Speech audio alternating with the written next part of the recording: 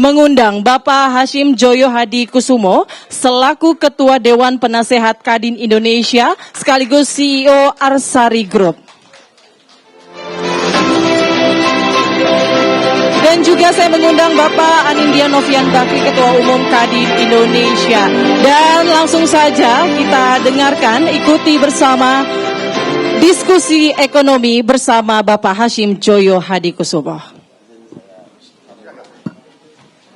Assalamualaikum warahmatullahi wabarakatuh. Salam sejahtera untuk kita semua. Om Swastiastu, Nama Budaya. Pertama-tama sekali lagi saya berterima kasih kepada bapak-bapak, ibu-ibu sekalian, dan mohon maaf sekali lagi kalau memang ya tempatnya terbatas dan ada yang mesti melalui Zoom. Tapi mudah-mudahan ini tidak menghilangkan atau mereduksi kehikmatan acara ini karena memang sangat-sangat penting.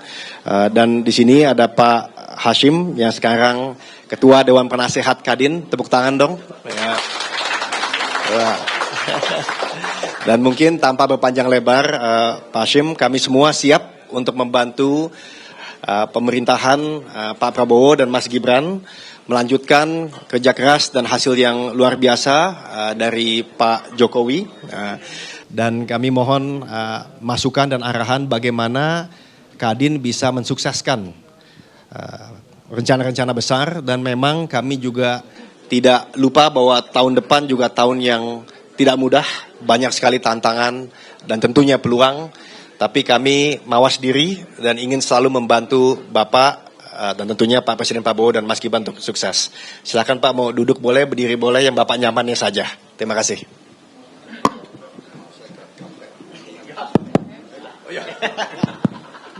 Mohon maaf sudah sepuh ya. Selamat pagi Bapak-Bapak Ibu semuanya, Pak Anin, pengurus baru, kawan lama, kawan baru dari Kadin. Ingin saya haturkan selamat ya atas terbentuknya pengurus baru Kadin ya, dan saya merasa sangat dihormati karena diundang untuk menjadi salah satu pembicara ya. Dan saya ingat dulu saya pernah jadi anak buah dari bapaknya ya, dari bapaknya Mas Anin 30 tahun lalu ya. Ini kami ini mungkin ada yang ingat ya. Banyak muda di sini mungkin nggak ingat ya. Waktu itu Pak Abu Rizal Bakri maju sebagai calon ketua umum. Saya bersaksi ya. Saya bersaksi. Beliau sebetulnya tidak diperkenankan oleh penguasa waktu itu. Saya bersaksi. Penguasa waktu itu tidak berkenan dengan bapaknya Mas Anin. Tapi Mas Anin, bapakmu maju terus. Maju terus. Dan jadi ketua umum. 2 tahun pertama pengurus Kadin tidak diterima di istana. Tapi Pak Abu Rizal Bakri maju terus. Dan akhirnya tahun ketiga Pak Harto menerima di istana. Saya bersaksi. Mungkin masih ada yang ingat. Bang Cicep masih ingat ya. Ya, itu yang termasuk tidak diterima di istana waktu itu. Dan waktu itu masih ada namanya Kop Kamtip. Masih ingat? Bakrus Sanas, masih ingat? Undang-undang subversi, masih ingat? Ini luar biasa. Saya jadi anak buah bapaknya. Dan saya mewakili waktu itu, mewakili Kadin di suatu organisasi sangat bergengsi namanya International Chamber of Commerce di Paris. Selama 3 tahun, dan saya di situ, saya duduk di sebelah CEO yang luar biasa. CEO dari Nestle. Ya, CEO dari Koç Group dari Turki, Nestle Swiss.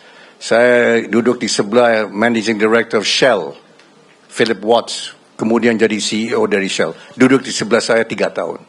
Ini orang hebat dan itu saya diberkati dan didukung oleh Pak Iqbal Bakri. Untuk itu luar biasa dan salam hormat untuk beliau. Saya dengar beliau juga ikut serta lewat Zoom ya. Pak Bang Iqbal, terima kasih ya. Dukungan Anda dan Anda jadi guru saya. Nah ini saya lihat, saya kira waktunya agak singkat, tapi saya mau sampaikan ya bahwa tadi apa yang dikatakan Mas Anin itu betul. Ekonomi Pancasila kan bukan kapitalis tapi bukan sosialis, itu di tengah. Ya. Dan saya juga bersaksi bahwa sebetulnya idenya Pak Prabowo, Asta Cita, program-program Prabowo sebetulnya itu adalah di tengah. Ya. Prabowo adalah orang yang sangat pro business, ya, tapi juga orang yang sangat pro rakyat.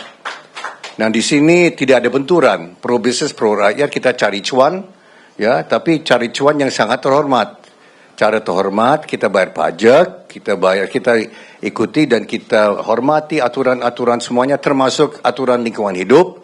Kita adalah pengusaha-pengusaha, hendaknya pengusaha yang tidak merusak lingkungan hidup, yang kita bermanfaat untuk seluruh Indonesia, untuk semua bangsa Indonesia. Tadi saya senang sekali Mas Anin tadi paparkan Asta Cita, salah satu cita-cita Pak Prabowo, obsesi Pak Prabowo ada untuk berikan makanan gratis untuk semua anak-anak di Indonesia dan ditambah nanti ibu-ibu yang sedang hamil di Indonesia. Itu terdiri dari 82 juta lebih jiwa orang Indonesia. Dan di sini saya lihat memang termasuk dan tercermin dalam salah satu cita, ya, dari termasuk Asta Cita. Terus ada juga yang saya terlibat, Mas Anin. Saya memang dari dulu saya terlibat dengan konsep makanan gratis. Saya juga bersaksi bahwa ide makanan gratis ini bukan ide baru, ya. Dan saya ajarkan oleh Pak Prabowo mengenai stunting. Waktu itu tahun 2006 ada data yang keluar di Kompas waktu itu. Data dari Kementerian Kesehatan, ini 2006 ya. Di situ ada data yang sangat-sangat mengerikan, sangat bikin Prabowo cemas. Di situ ada data 30% anak-anak di Indonesia di bawah umur 5 tahun menderita kondisi stunting. 30%. Nah, dia bilang ke saya, kalau ini berlanjut, berarti anak-anak 5 balita 15 tahun masuk angkatan kerja, Mas Anin, ya. Mereka nanti 30% stunting dengan IQ 70.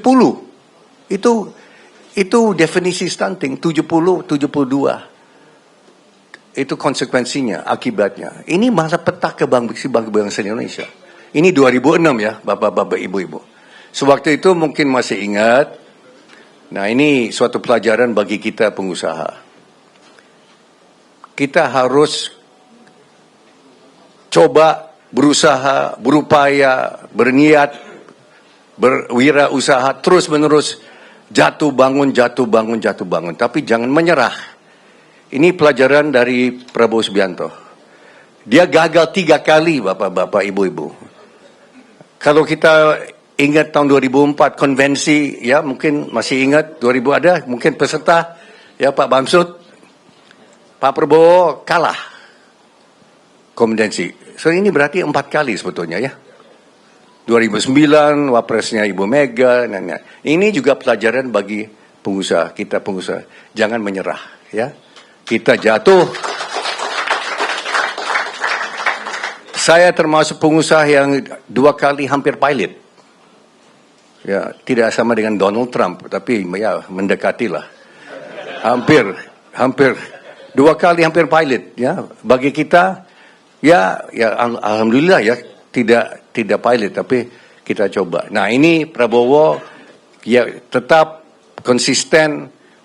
Puji Tuhan, alhamdulillah dia obsesi dia, niat dia untuk berikan makanan gratis itu akan segera terwujud ya. Alhamdulillah dan insyaallah.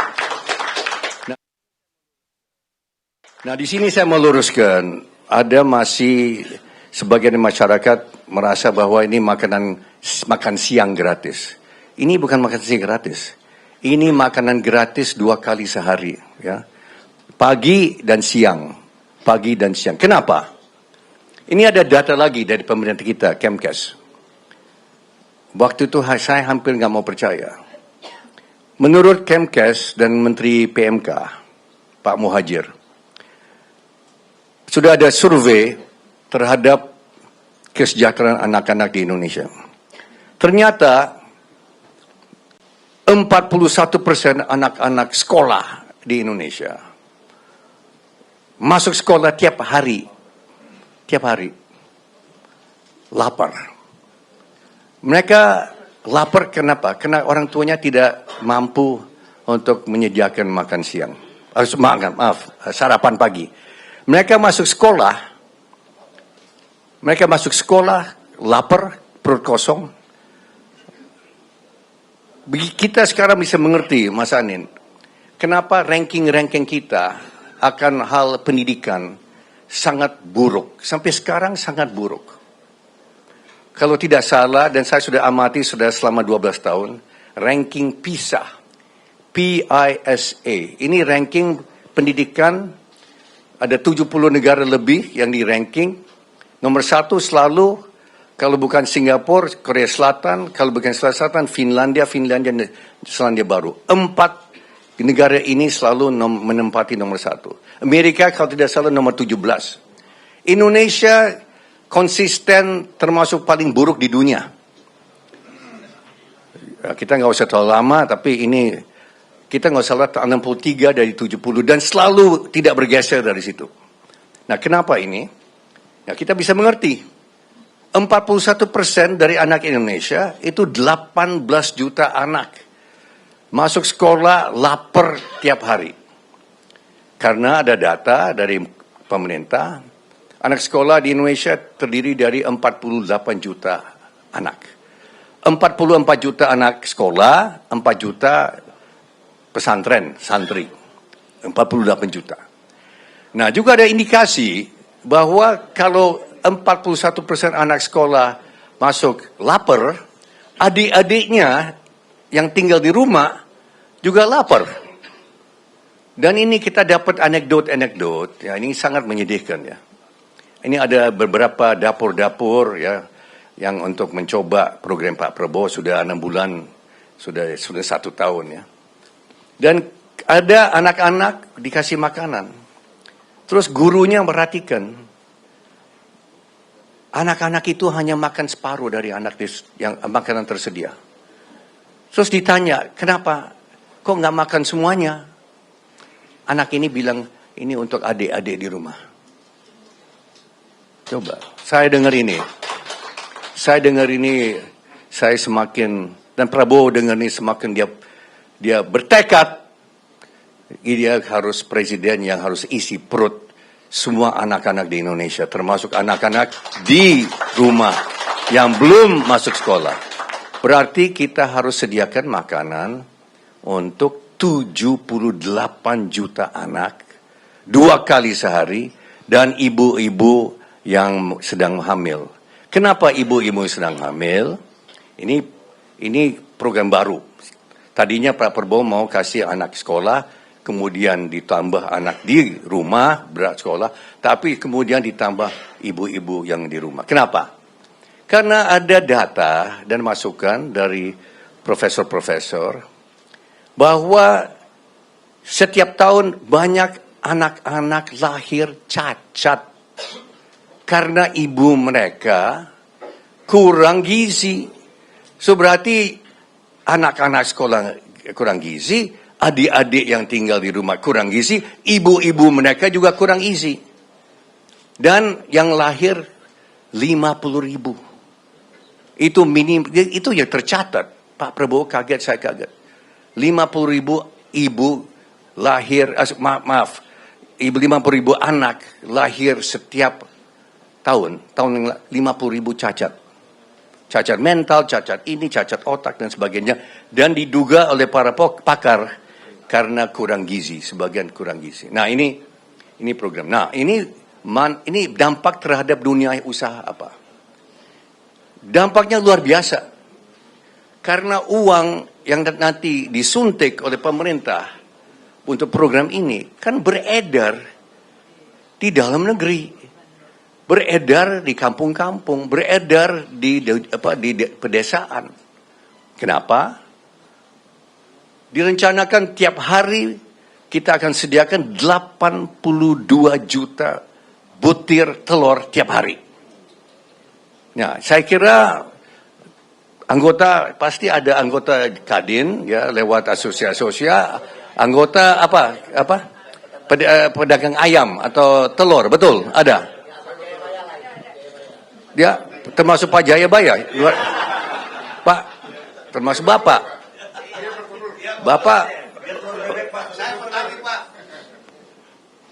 Tambah cuan beliau ini. Enggak apa-apa, kan ini manfaatnya. Ya bisa dihitung lah.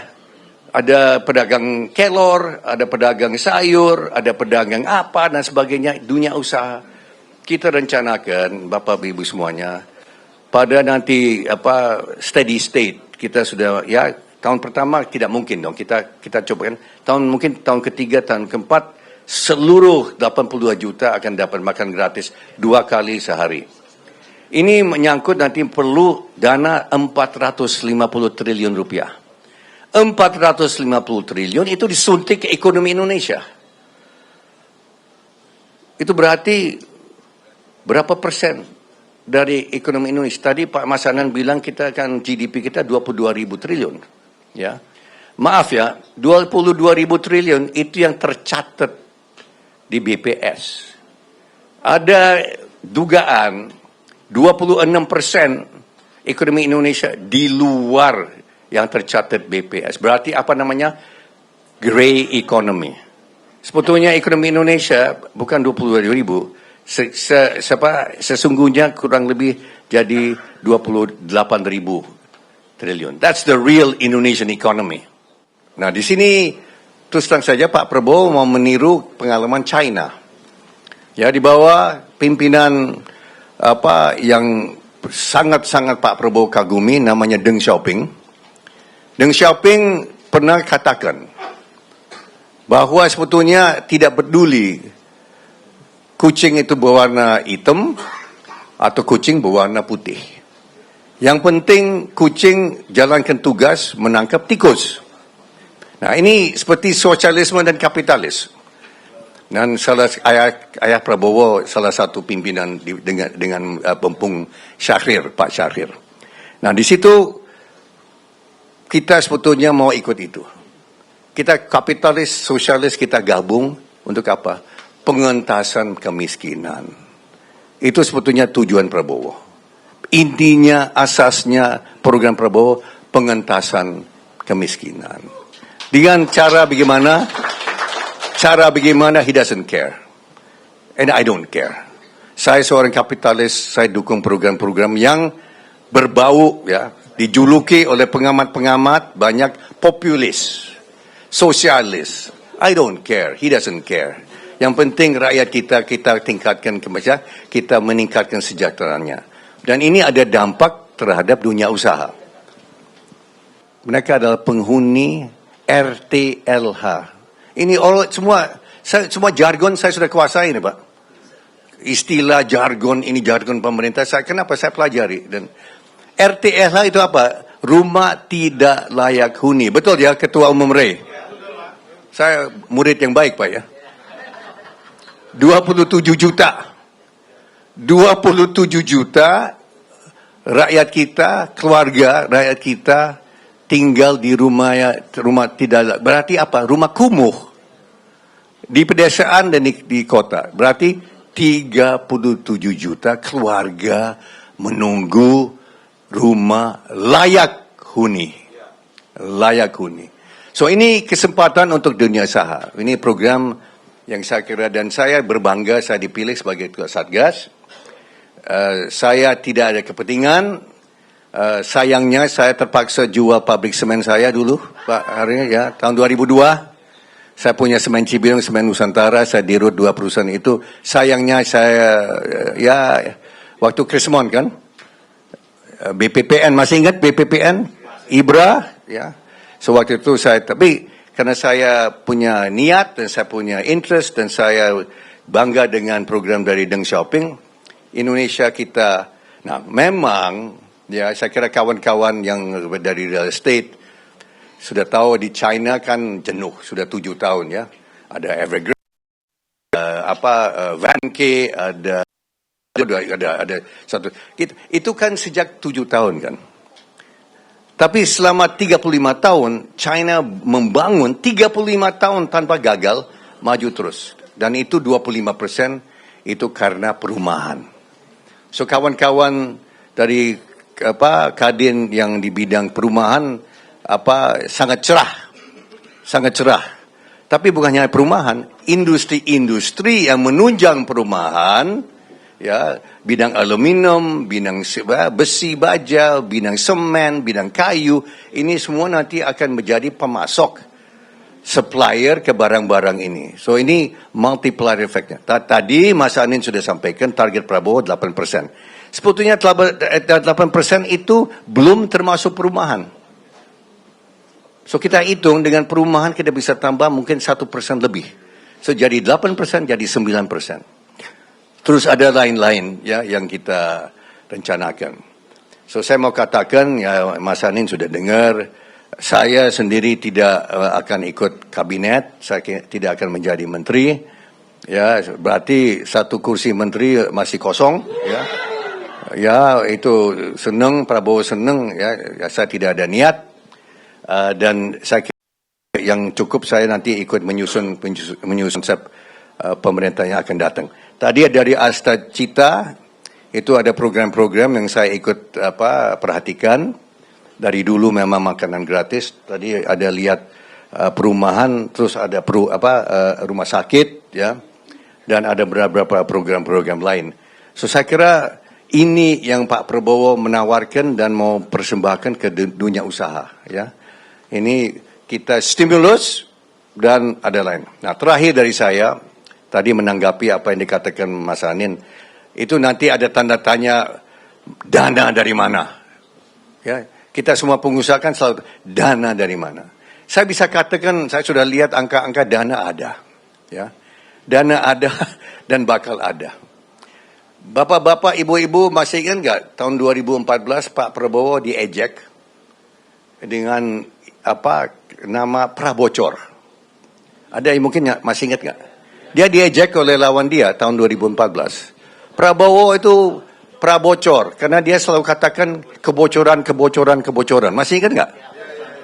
Saya ingat karena saya merasa tersinggung juga waktu itu. Tapi ternyata Prabowo benar kok. Kebocoran luar biasa. Dan kita sudah tahu itu dari mana. Maka nanti kebocoran akan ditutup. Saya nggak boleh bicara di depan sekarang, nanti 2021. Nanti Oktober ya, setelah 20 kalian akan tahu. Ada program-program untuk menutup kebocoran ini. Kita dapat data-data dari bank pemerintah. Nah, masalah kita hadapi, tapi ini kesempatan. This is our opportunity. Revenue ratio kita sangat rendah. Tax ratio kita hanya 10,5%. Revenue ratio itu pajak ditambah cukai, ditambah PNBP, ditambah lain-lain. Forecast untuk tahun ini 12,7%. Kita bandingkan dengan negara-negara sahabat, negara-negara tetangga. Salah satu adalah Kambodia. Kambodia revenue ratio itu 18%. Indonesia 12,7%. Yang 23% itu Vietnam. Kenapa? Karena penegakan aturan. Ya, di Indonesia belum maksimal. Di Kambodia lebih maksimal. Di Vietnam apalagi.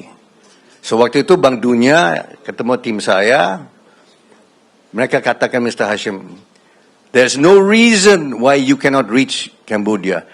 There's no reason why you cannot reach Vietnam. It's a matter of time and matter of will. Itu tergantung kehendak politik, tergantung waktu. Tapi cara-caranya ada, pakai AI, pakai IT, and you will reach 18%, you will reach 23%. We will show you how to do it. Bank Dunia sudah sedia untuk bantu kita. Kita mencapai 18%, kita akan 23%. Kita menutup kebocoran dengan tidak menambah tarif pajak. tarif pajak 22%, hendaknya kita turun dari 20%, kita mendekati Singapura dan Hong Kong tidak terlalu lama. Dari kita tutup kebocoran ini bisa hasilkan 50 triliun setiap tahun. 50 triliun setiap tahun. Ini dapat. Kita hitung-hitung. Dari satu kebocoran itu, Pak Mas Anin, kita bisa berikan makanan gratis 2 kali sehari untuk 9 juta anak. Dari 5, tolong dicatat ya, ini direkam gak ya? Live. Ini setiap 50 triliun kita dapat, kita menutup kebocoran-kebocoran, kita bisa berikan makanan gratis pagi dan siang untuk 9 juta jiwa. 9 juta jiwa. Saya dengar di Al-Quran, saya tahu dari Alkitab, bagi siapa yang berikan makanan kepada orang yang miskin, fakir miskin, atau ya betul ya Pak Hari, di Alkitab, di Al-Quran juga dapat berkat, dapat pahala berikan dari Tuhan Yang Maha Kuasa. Betul? Kita berharap kita berikan makanan ke 82 juta, kita diberkati 82 juta kali setiap hari ya. Itu tujuan kita.